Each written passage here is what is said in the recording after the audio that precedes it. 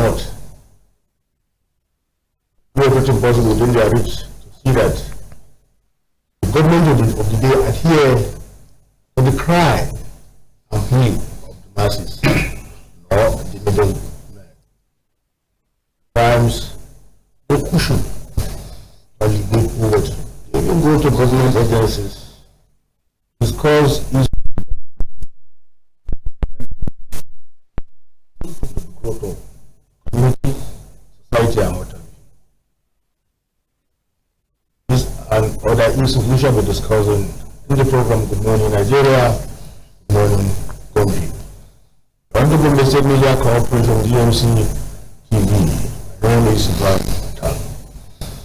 As far as Ibrahim, my Takara, 3,000 is in the studio today. I invited him some time back, but due to activities always ahead of me, so couldn't make it. But God be the glory, our colleague Lumini catching today in the studio. Brad 3,000, you're welcome to the program. Nigeria, good morning. Thank you so much for the opportunity, and I sincerely apologize for one of those things, issues, like we said earlier, issues. That is a man. Thank you very much. Mr. Dan is our usual popular analyst. He has been doing his best. Day in, day out, he's always with us to the studio to educate, inform, and highlight issues that have gathered blurring with the generality of people in Nigeria at the same time. Good morning, thanks for having me. Ibrahim 3000, we usually start with trending matters, trending activities that is in the front burner at the same time in Nigeria. We don't allow our guests to talk on that, but because we are civil society personnel, you of course have the right to mingle, handle, and challenge with any subject matters. Yes. Thank you so much. Any subject matter. Of course. I think we have a square peg in the square hole this morning in terms of a quick rundown on our trending matters, which is we don't round it down. You just measure one, we discuss. But after 30 minutes of running down of the current issues that have direct bearing to all of us, then we will talk heavily on, after the break, we talk heavily on civil society. That's why I said. That's why I said. And also make you to come to that. Then I'll be glad. Because I can see you confidently. I don't think we need much of that time because the training issues today just a couple of issues. One is a milestone that was achieved yesterday. GOMBE State signed a pact with the Tunisian Commission for African Development yesterday. The government, which is a very, very good one. They are to intervene in infrastructural development like transport, logistics, and others in the state. The delegation came with a head of various organizations from Tunisia. There are about 5 organizations, and the state government signed a pact with them. Ladi Shabu I think signed a witness for the visitors, while the state government signed their own part. Another big milestone achieved and prepared for yesterday was that the Gorgeous, headed by our able Kabir, in the ever active guy, they have finished working down modalities on how to rename and number streets in the state capital. Which is a very, very big one, because if you look at that thing is not too common in the northern states. Naming street, we use areas to describe Angwanyama, Angwanyashidu, which is not good, which is very, very wrong. But coincidentally, in my district I lived in as if we know, 3 weeks ago we had a meeting among our street members, and there's one big Samia trainer. So we were thinking, let's number our house in case visitors coming. So we named it Big Samia Street. which we've already been applying without knowing that we don't know. I mean, it's a street that is having one of the biggest paths to living as my neighboring Pastor Michelle of Gateway Church. We have even applied to any NDC. We had they go around installing this street solar light for people free if you apply. We have even applied, and we're trying to put a barrier like they do in Federal Locust Gates in the street, as if we know God was going to come down. So they're just going to fit in, and we pray they just adopt the name we give to our street. And then nationally, we have about 200 American soldiers arrived to the country yesterday to train our soldiers, allegedly, as they said. So I don't, when I heard that this morning, it sounds so funny. I mean, 200 soldiers just for training. So I think, to me personally, I think it's beyond training. 200 personnel cannot be coming just for training purposes. For me, it's a slap on our face. I thought as much. Yes. Why? Because Nigeria has delegate itself to that extent. And it's so unfortunate that we find ourselves at this level. Why? Because globally, there was no country that was invaded by American soldiers and they left easily. One, and that country remained the same again. At least, there is no country. So it's a backward and also a slap on our faces and as Nigerians. So, it's a system in Nigeria that leaders decide what they want to do, not what the citizens want. Citizens voted for them, but when they go into that office, they started behaving upwards. But this is the bottom-top approach doesn't work in Nigeria. It doesn't work. It only happens day before yesterday where the Senate had to reverse and go back to the agitation of the citizens. And that's because they are pushed to the wall by civil societies like you. Yes. And I don't think they have not. It's the entire country that will come out of nice. Because we have started even planning to have our own. Because we need to base out. Citizens want a transparent process. And you, the leaders, you don't want it. What kind of process is that? What kind of leadership do we have in this country? So it's very unfortunate that at least day before yesterday, they have started listening to the aspiration of the citizens. So thank them, but at the same time, our system in Nigeria, when a politician does something with your money, you come out and say thank you. So we say thank you for that. About 3,000. Two subject matter you just started tackling. Now, the first one is the coming of Tunisian investors, the American news. And the second one is the issue of transmission of result to the land. The good work the manual system can. Now, if I may ask this question, what brought about, is it that our military are weak, or is it that we cannot fight the insurgency or the unrest that is deadly or ravaging the country Nigeria that are around 200 the American military? I don't think it is. It's because the debt is almost in the increase. It's in the increase. For me, the reason why American soldiers are here is because we are divided. Why divided? Even in the military, we are divided. Because most of our soldiers that are in the front of the fight, most of them allegedly their recruitment process was done because of favoritism, because of through religious body, you are recruited because of this, because of that. So the soldiers, they are ready to fight. But the unfortunate thing is, most of them are not fighting for Nigeria, but they are fighting for the platform that pushed them or that secured the recruitment for them. So we are divided, whether it's by ethnicity. And some of them are highly disgruntled also. Yes. Because some are not getting their promotion as at when due and good postings as at when due. And at the same time, if you go to these rural areas, you see a soldier that spent 5, 7, 3 years, he's already demoralized. Yes. He will not be given opportunity to travel to see his family. Some people stayed there for a long period of time without being transferred or changed because it's a process. Somebody, where you stop, somebody has to take over from them.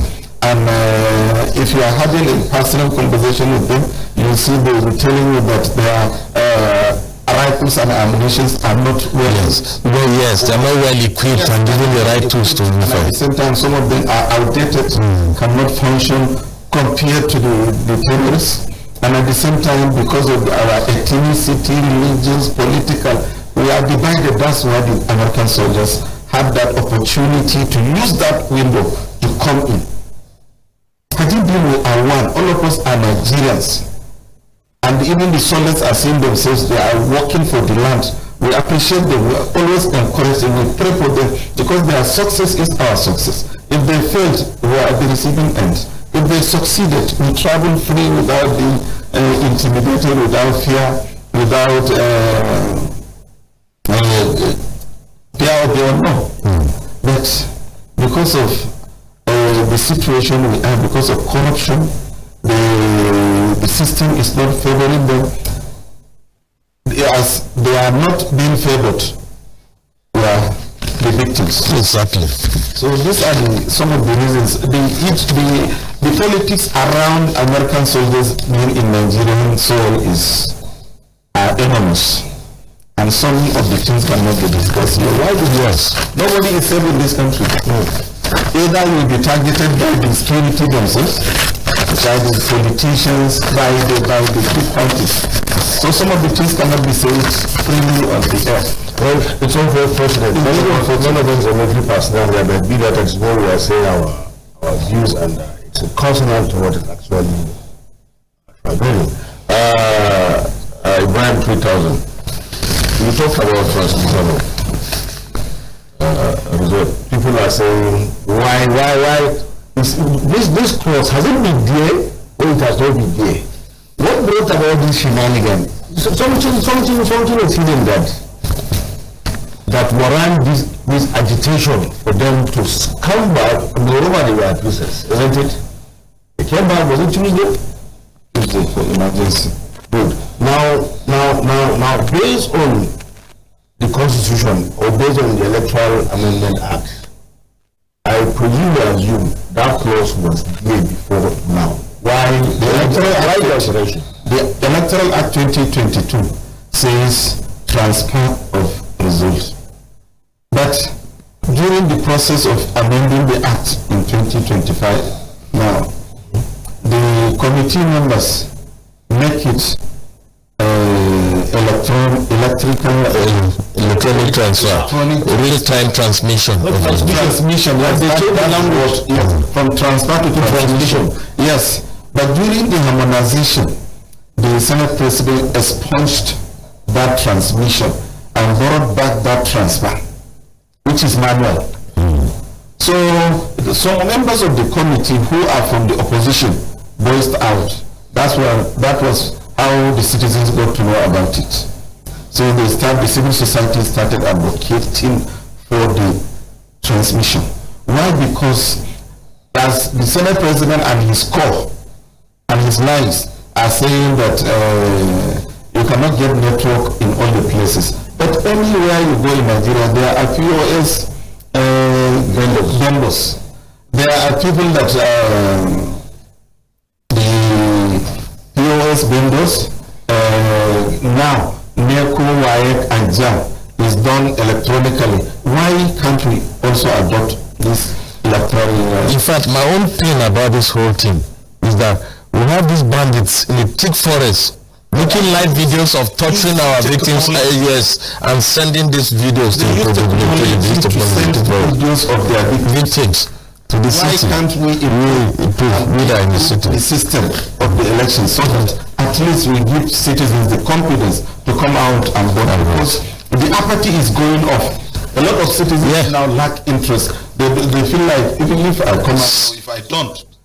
Serious apathy, comrade. The INEC chairman was here last week, and if you see the figures, facts and figures he wrote out about the apathy, you will be so baffled.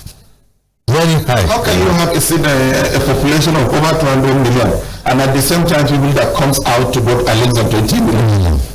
It's because of the apathy.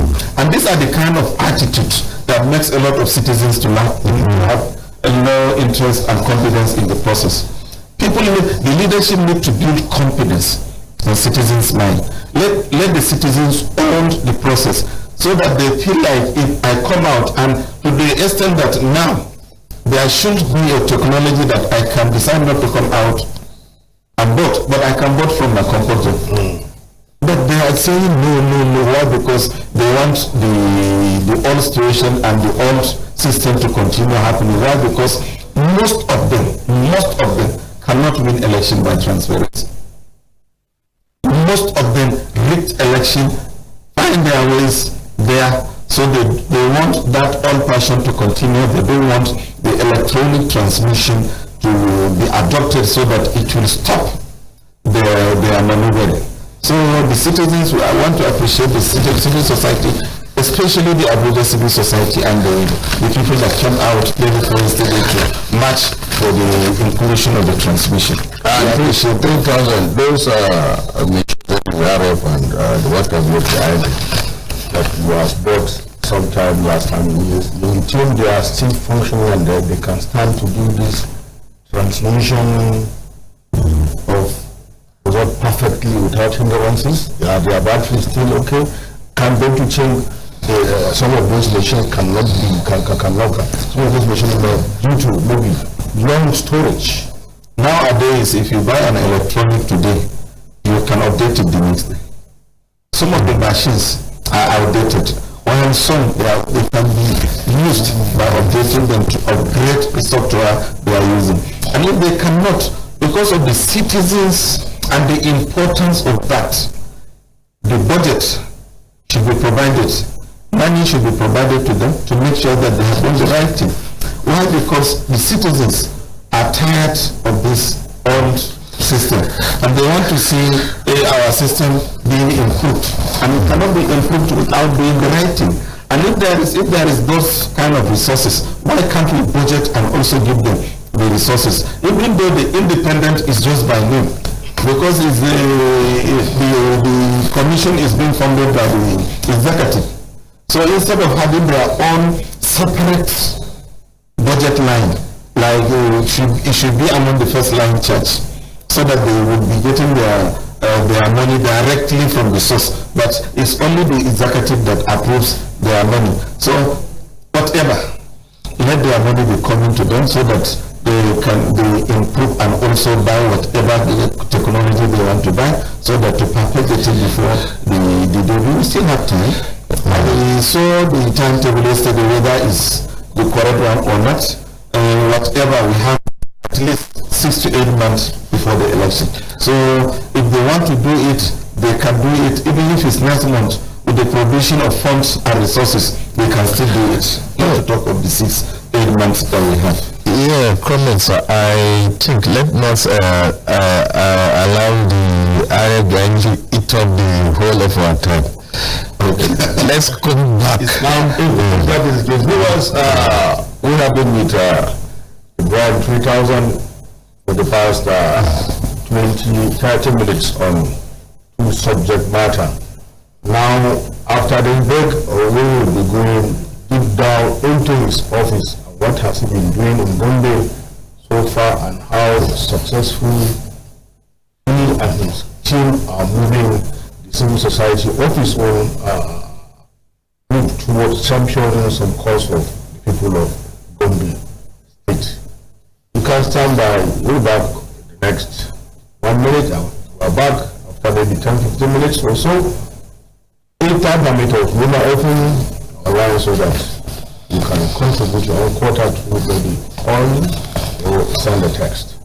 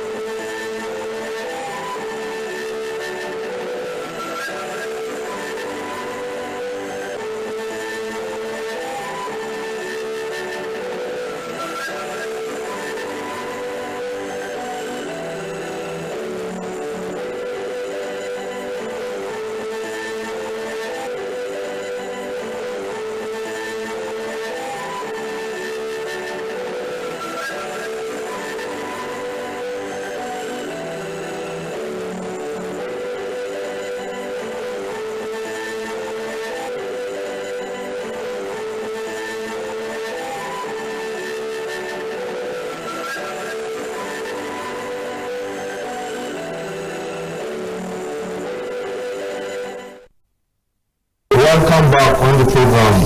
Good morning, Nigeria. Good morning, GOMBE.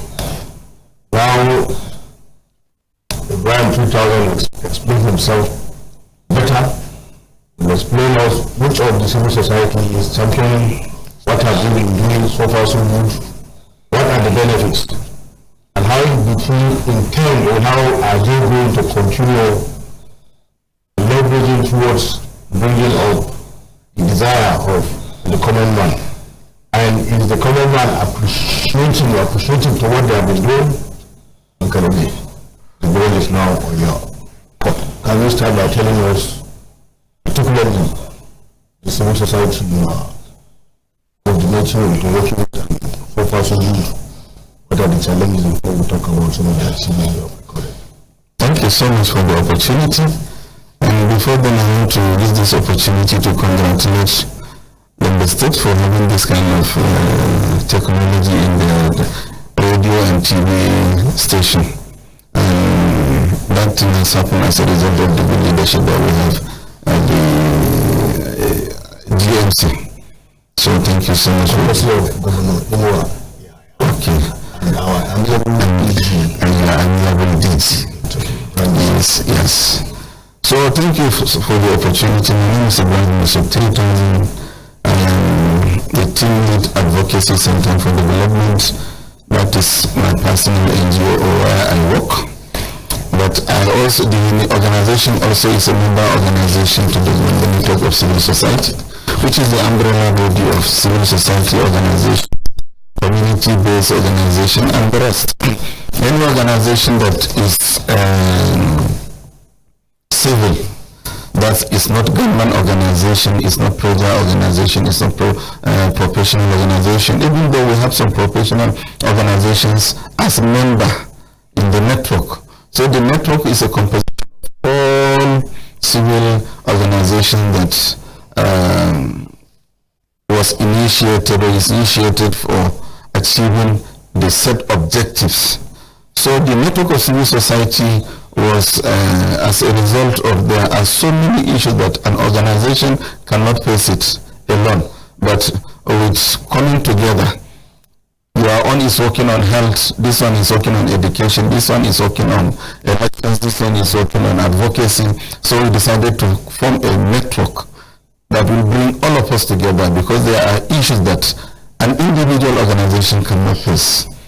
So we have a membership strength of about 80 different organizations registered, and we don't register an organization without having an evidence of government registration. That's government evidence that the organization is registered with an entity of government, like the local government, like the state government, or the Corporate Affairs Commission. Whenever somebody approaches the network that they want to be a member of the network, they provide evidence of registration with government, then we admit them in.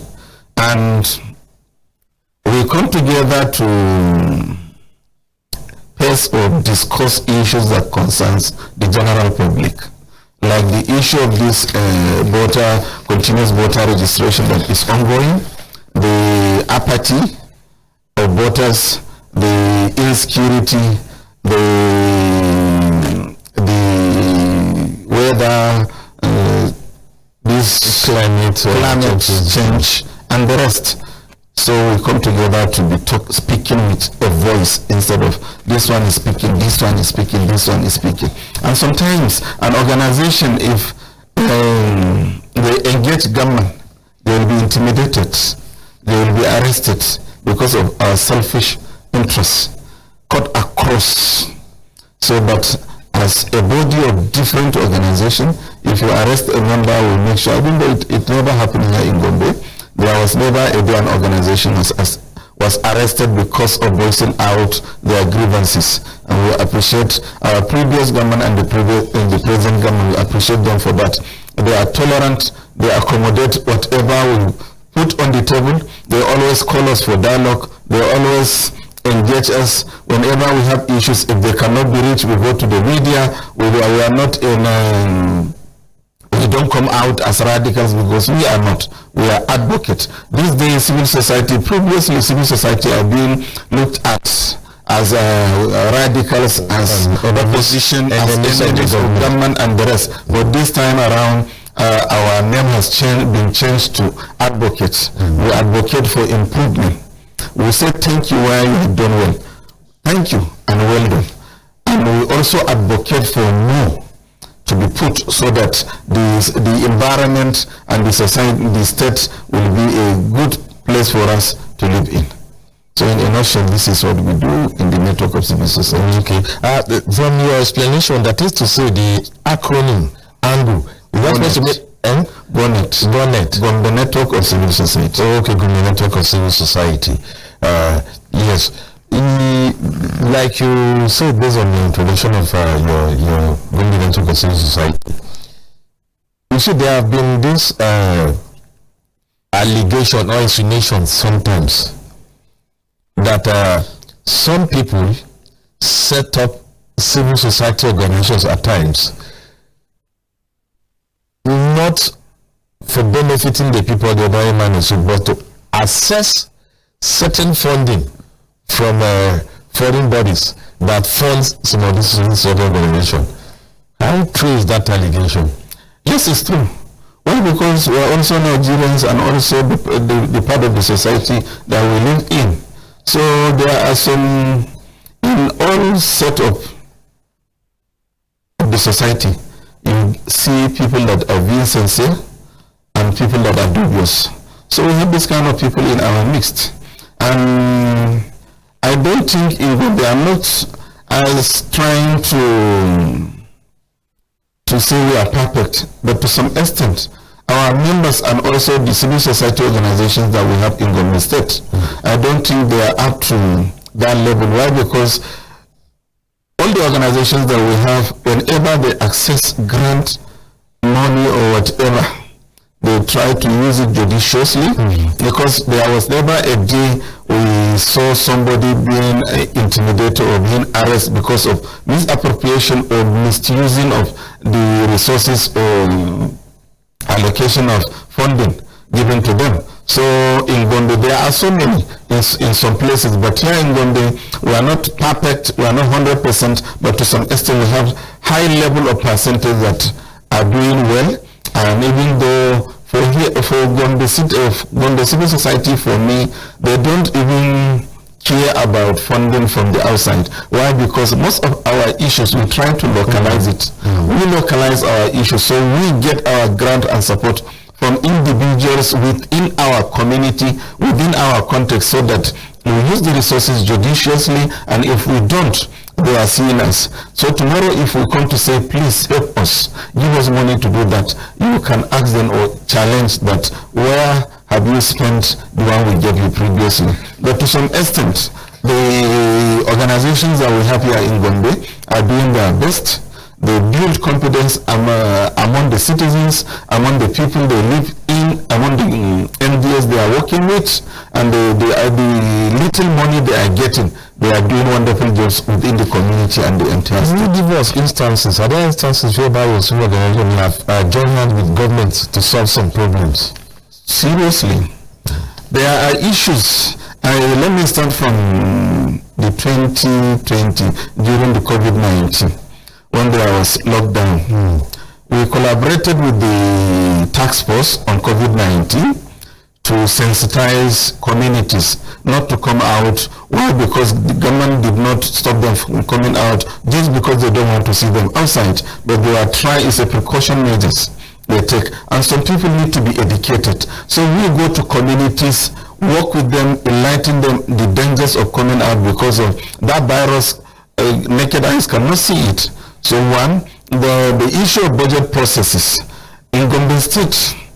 Previously, you know, if you see the budget document is bulky, that sometimes it can secure someone who is not a professional, because the document is a booklet. Yes. That ordinarily, whatever kind of degree that you have, if it's not about accounting, statistics, and rest, if you carry the document and open it, you will not even understand what is there. Yes. But our partnership, and as a result of our advocacy and partnership with the state, has made that booklet to be simplified to step it down. Yes, to put that entire booklet, whenever it's being passed and it's being printed, there is what we call citizens' budget. It's just 2-page document that speak the entire booklet. So if you pick it, and if you are literate to read and write, you will understand where government is getting their money and how they spend their money. So this is as a result of our partnership. And also, whenever government is planning to start the budget processes, we also go to communities and work with the local government authorities and the Ministry of Budget, Ministry of Finance, and the rest. Town hall meetings, collecting citizens' aspirations. I attended the one in the last budget. So you are a witness. That is what we do. That was even the state level. We go to 114 wards, collect what they want to see. Let's say in 2026, this is what we want in our community, so that the people in authority will not sit down in their comfort zone and decide for them. Let the citizens tell their representative at different level that this is what we want to see. So the citizens are voicing out. We started it in 2020. In 2021, citizens' aspiration was captured in 2021 budget with about 30-something%. In 2022, it improved to 40-something%. In 2025, the last one in 2025 was about 60-something%.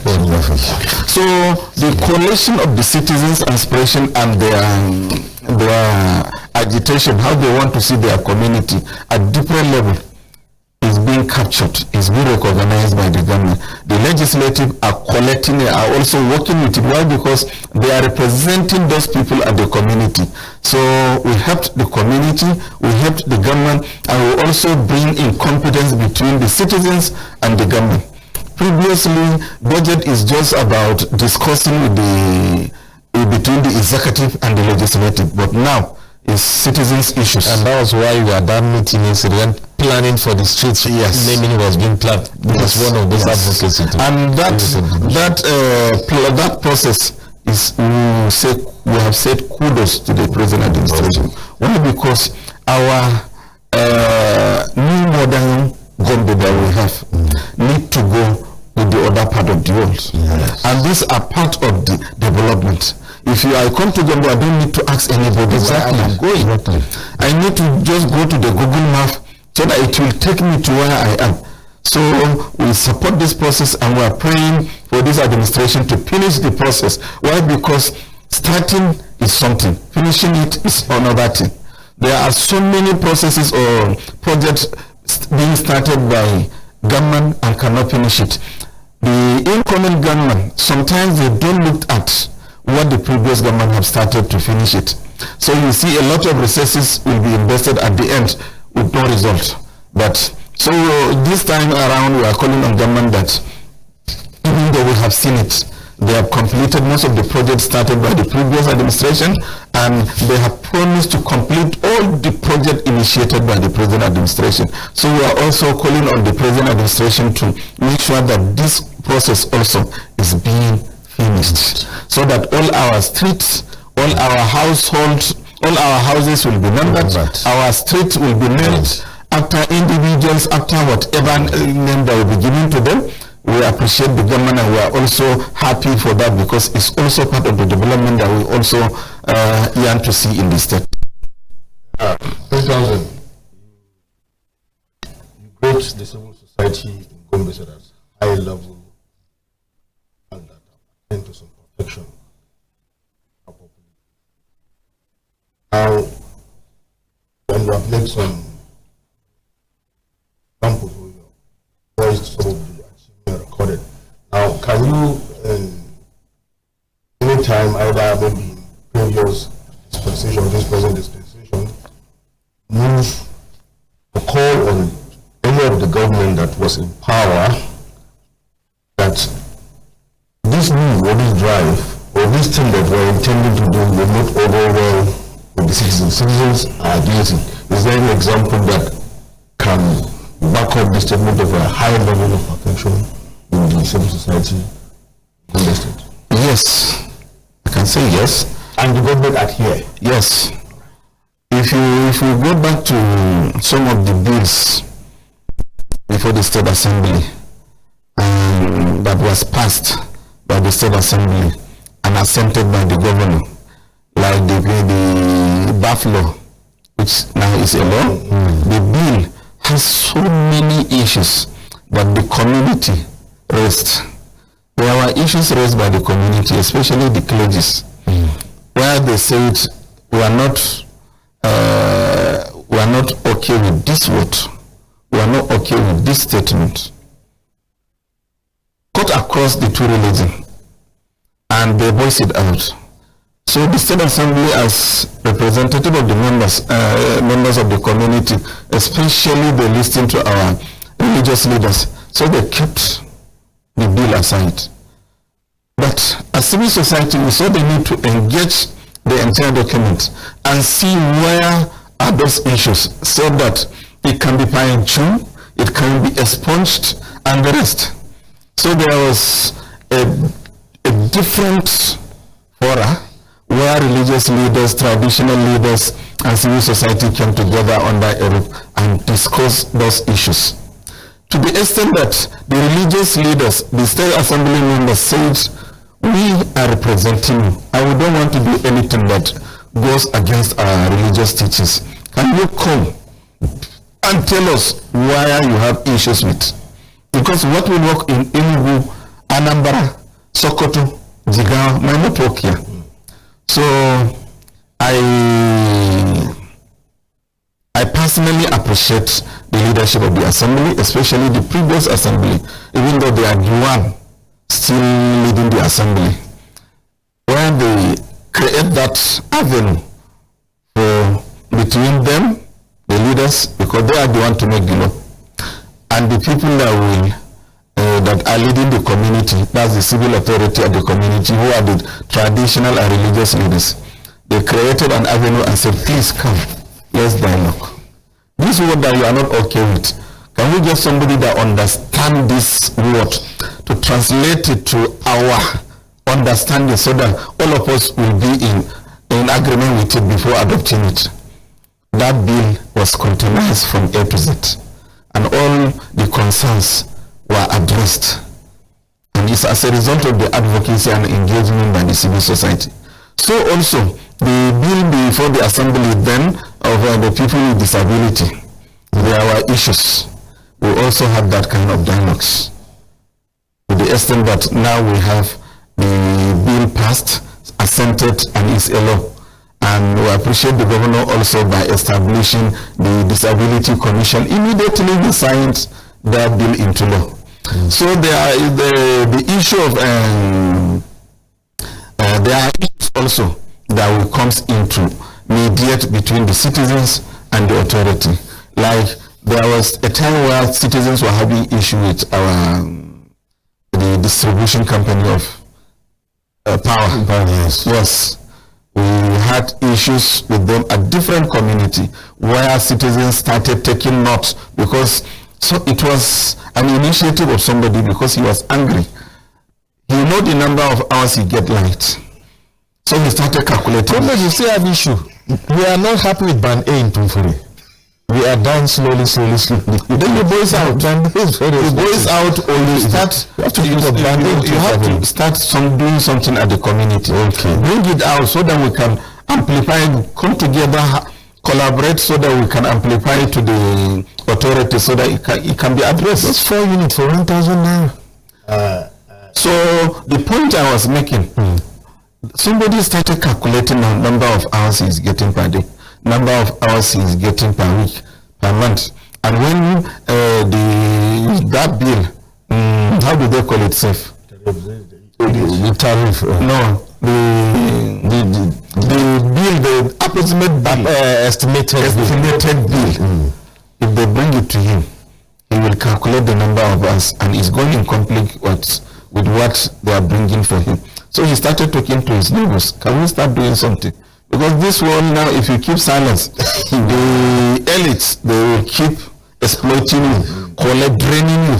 So we come in and we form committees in all the 11 wards that we have in the state to the extent that we invade the State Assembly, where the State Assembly invited the distribution company, the generating company, the marketing company, the security agencies. We had a dialogue. That was why most of our communities, especially even the areas where somebody like me is living, we still have the prepaid meters. And we are calling on citizens to start demanding for the prepaid meters. Because if you don't get it, they will keep draining you. They will keep draining your pockets. And for Band A, that are buying for only 4 units for 1,000, start crying. If you don't cry, nobody will hear you. If you start to cry, you engage your neighborhood, you engage other relevant community-based organizations that have the same pain. Share with them, start to organize meetings. Government don't want to hear this, but when they hear, they must listen. Why? Because the citizens, if there is no citizens, whom are you governing? Yes. Whom are you leading? Yes. If there is no me, no you, what will the governor do in his office? The speaker cannot do anything.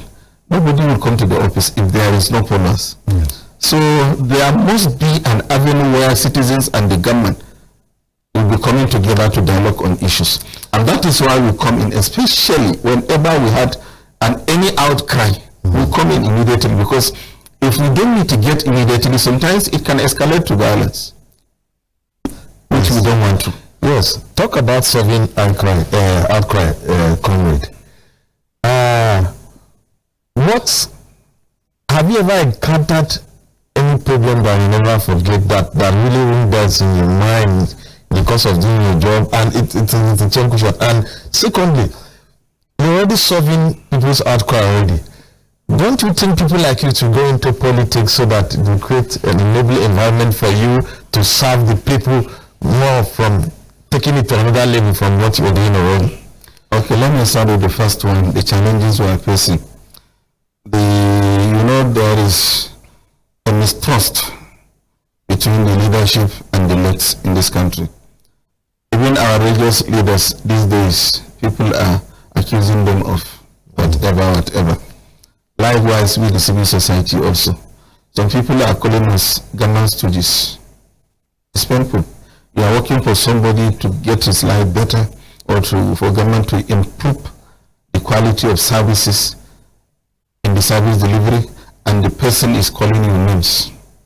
It's painful.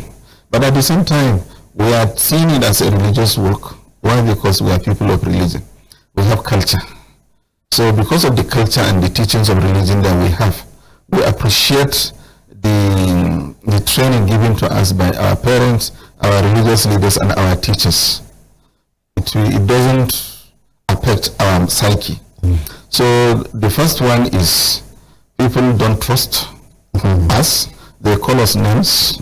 And also, sometimes there is no resources. We use our personal resources to service or to face a challenge where ordinarily it's not wise, or it's not even healthy for me to use my personal resources. So most of our members, they use their resources, especially in the fight against injustice in our community. Some businesses get funding. Yes, they do. I am speaking for the community base, like my own, because my organization is a community base, and we don't secure grant outside. We make our problems local, so that it can be addressed locally. So we make our people to own the organization, to own the process. So whenever there are issues in my community, I can talk to 1 or 2 people to come in and donate or support the cause so that it will be addressed, rather than taking it somewhere for somebody that is not even here and exposing my nakedness that this community is facing this community is facing that. So I am not an advocate of accessing grant. That's why you think you should join politics. So that the issue of joining politics these days, people don't care about quality. People think of what you have in terms of money. And people like me don't have money.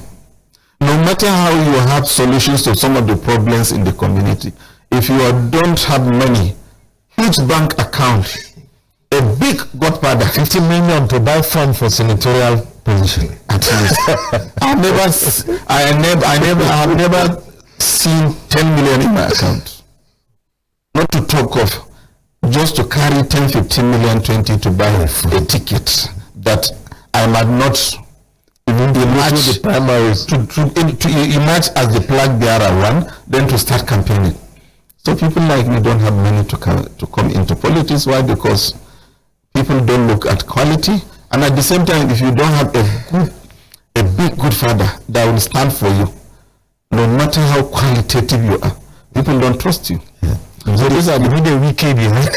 You need somebody like wicked to make you a senator, to make you a governor, and we don't have this kind of people here. And even if we have, people like me will not be stooges to an individual. Yes. I will never be. That is the. I was never. I will never be a stooge to anybody. Ibrahim 3000, we are very much happy and glad for you.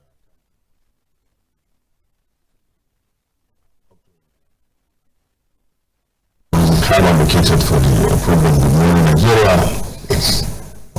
I don't know whether you have. We wish you had more time because the issue of electricity. Government has enacted its own axis of the electric. So yes. Now I don't know how to collaborate with because Gombe State government, yes. So yes, in due course, we'll call you to this. But I want to chip in something on that. And what is the implication of Gombe State government taking over its control? We have just 30 seconds. Yes. The implication is the state government will own the process. Like now, Abia State that has become a model. They are saying by March or April, the Abia State will be disconnected from national grid. Yes. So the state government also, because of that inquiry we have, and also by implication, the engagement between the state government and other foreign partners to establish solar farm along that Inkowa Road and also along Kwame Road. There is another improvement. It's a development that when this megawatt is being generated, it will be owned by the state, so they can sell it and also market it how they want it. So it's a good opportunity because it will create job opportunities for the citizens. Also, even if it does not come down, there is nothing that goes up in Nigeria and come back prices, but at least to promote SMEs power will be stable, and also our small scale businesses will come back to life. So far, so good that is the most we will give the program today. Thank you very much for your time.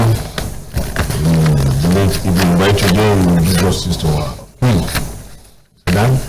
Yeah, thank you so much, Comrade, for coming. I only wish we had more time. I think the next time we should be giving you 2 hours. Otherwise, that is the most we will do. Stand by to continue enjoying part of our program on GMC-TV. My name is Ibrahim.